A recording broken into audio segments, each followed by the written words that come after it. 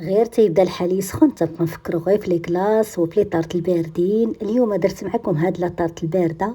بما ان الفريز موجود كتجي سهله وبالكريمه سهله، بلا كريمه سائله وبلا كريم شونتي وبلا جيلاتين، كتجي قابطه راسها وزوينه بزاف، والمهم كتجي لذيذه. فواحد المقله غنديروا الكودي ديال الفريز، هو الاول كنخليه حتى كيدخل فيه الطياب، وكنزيدوا معاه معلقه العسل والعصير الحامض في الاخر، كنطحنوه ونخليوه جانبا.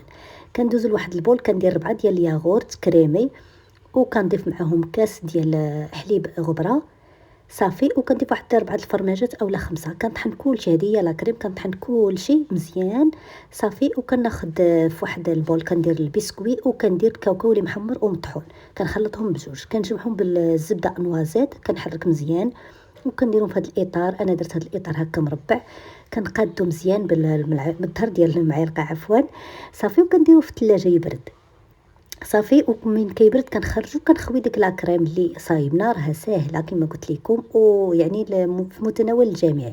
كنديرها في الفران شاعله غير من الفوق، غير تنشف لينا، نقيسو هكا بصبعنا نلقاوها نشفات، يعني راها موجوده صافي. وكندير داك الكوري ديال الفريز من الفوق، كنقادو مزيان وكنديرها تبرد صافي. ملي كتبرد وكتكون موجوده كنديرها في الطبسيل اللي غنقدمو فيه، وقتها بالفريز هكا صحيح. جربوها وبصحه والراحه.